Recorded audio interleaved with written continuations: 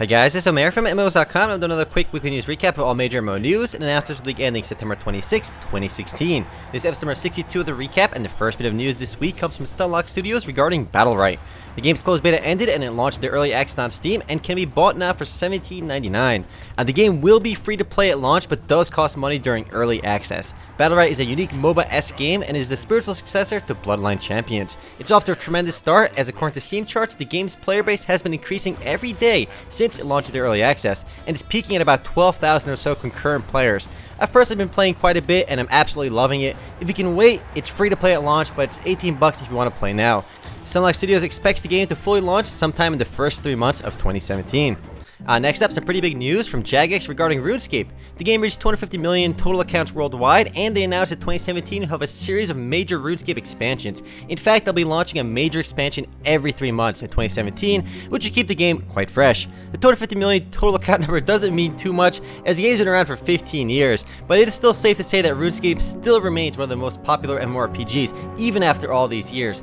Also, remember that the makers of Runescape were purchased by a Chinese company earlier this year. A lot of people were worried that it would disrupt the game, but it looks like everything continues to run pretty smoothly. 2017 should be an exciting year for Runescape. Moving right along, Warhammer 40,000 Eternal Crusade has left early access this last week. It has unfortunately though received mixed reviews as of late, mainly due to the fact that the game has changed quite a bit since inception. It was originally supposed to be an open world MMO shooter, however it kind of evolved to become an arena shooter, which is definitely less ambitious. It is a full-price game though and costs $50 on Steam. It gets anywhere between 1,300 and 2,700 players online concurrently during launch week, but we'll see where that number goes in a month or two. I'm sure fans of Warhammer 40k will end up buying it. I'm going to wait a little bit because I'm not sure I want to pay $50 for an arena shooter myself, but I may pick it up if it goes on sale. Up next, Square Enix releases the preliminary patch notes for Final Fantasy XIV's patch 3.4 update, which is set to launch later this month. September 27th, to be precise. We did talk about this last week, so I'll keep it brief, but there's a lot to look forward to in 3.4, including aquariums, new furnishings, new apartments, duels, and much more. But again, the preliminary patch notes are out on the official website, so check those out on Final Fantasy XIV's official site. Next up, Heroes and Generals has officially launched. The game's first alpha test was about 5 years ago, and it's been 2 years since the game first showed up on Steam Early Access, but Rito Moto, the game's developer, finally announced that the free-to-play World War II MMOFPS is officially launched. No more Early Access, no more alpha, it's here for good. It's also the first Sunday Funday video we did here at MMOs.com. Since launching, its player base has peaked about 16,000 concurrent. It's a game that's done really well on Steam since Early Access began. It's been very strong since launch. If you look for a realistic free-to-play MMOFPS, Heroes and Generals is definitely worth checking out. Next up, some pretty big news for Dragon Nest. The game is moving over to Identity Games on September 27th. Yes, Nexon is handing it over. It shouldn't be a huge surprise because Nexon didn't actually own the IP. They actually licensed it from Identity. Identity is the game's developer, and they're actually owned by Shanda Games, Chinese game studio. According to Nexon though, the in-game community has dwindled to the point where it can no longer service the game. So they are saying they're doing it because the player base is too low. Players will not lose their data though. They can transfer their characters over to the Identity version by September 27th. If they do so by September 27th, their characters will be saved. Oddly enough, there isn't one global server still. The European version got transferred to Cherry Credits. Now the developer itself is publishing the North American version. It'd be easier if the developer just picked up the global service. I think it'd be better for everyone, but this is how it is. Moving right along, on the mobile front, Lineage 2 Revolution will begin its closed beta on October 13th, 2016, solely in South Korea. Everyone else has to unfortunately wait a bit longer. And for a mobile MMORPG, it actually looks quite gorgeous based on the gameplay video we're seeing in the background right now. And even though the game has not been announced for the West, I suspect if it does well in Korea, it'll come over here to the West as well. I tried to get too hyped based on trailers, but this actually looks quite good for a mobile game. Probably because it's Unreal Engine 4 powered, so it's going to look awesome.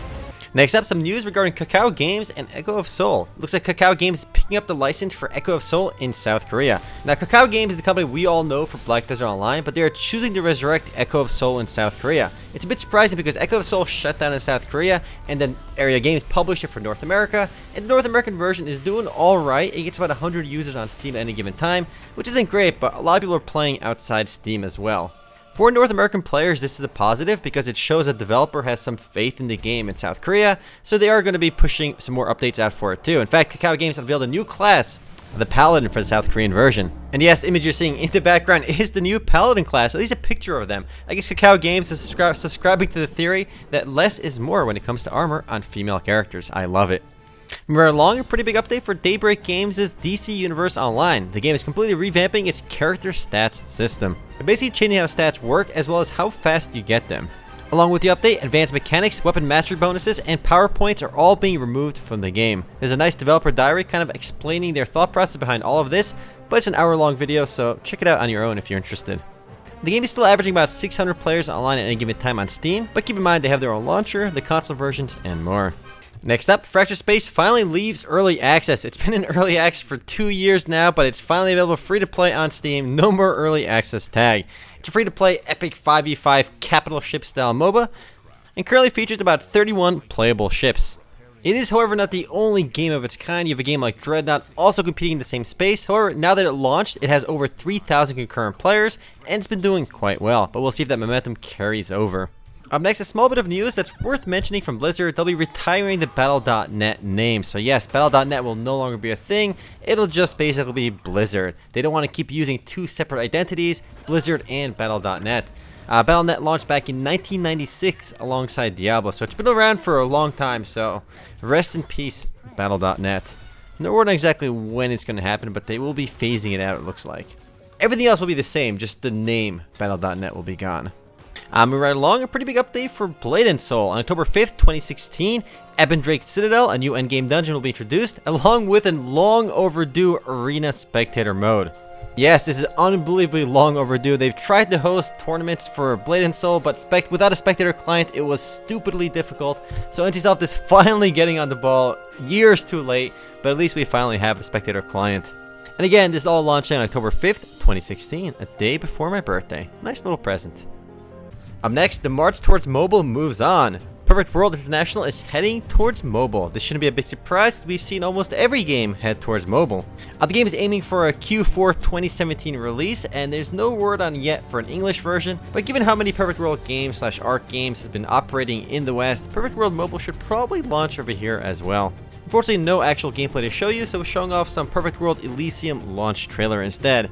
I do suspect it'll look a bit like Forsaken World though, because Forsaken World Mobile is already out in the West. And next up, Bless Online to receive a major update called The Blazing Fire on October 5th. Now keep in mind, Bless Online is not out in the West yet, however it will be published by Area Games when it finally launches. It's good to see that the Korean version of the game is still receiving updates. That is always a good sign for the Western release as well. The worst is when a Korean game shuts down and then somehow launches in the West, and that usually means it's going to fail here as well. So it's good to see updates still coming for Bless Online. The game was delayed in the West, but it's definitely not given up on because they're still polishing it up, and it should hopefully launch early next year.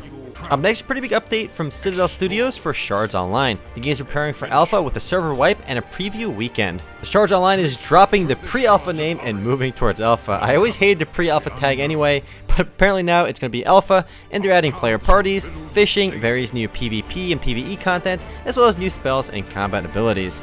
Unfortunately, if you're seeing this video now, the free weekend is already over, as it ran from Friday to Monday. I'm glad to see the game making progress. It's a game I've been looking forward to for a while, and we'll definitely check out on actual launch. Next up, another mobile MMORPG was announced at Tokyo Game Show 2016, and this time it's from Bandai Namco, and it's called God Eater Online. Now, the unique aspect of this game is that players can team up with up to 100 other players to take out a single boss, which is definitely impressive on a mobile game because you'll be playing on a phone. Now, the game is based on the God Eater anime, so there's a pretty established franchise behind it. When I think God Eater, though, I always think Nom Nom, eating the gods, Nom Nom. Very weird name.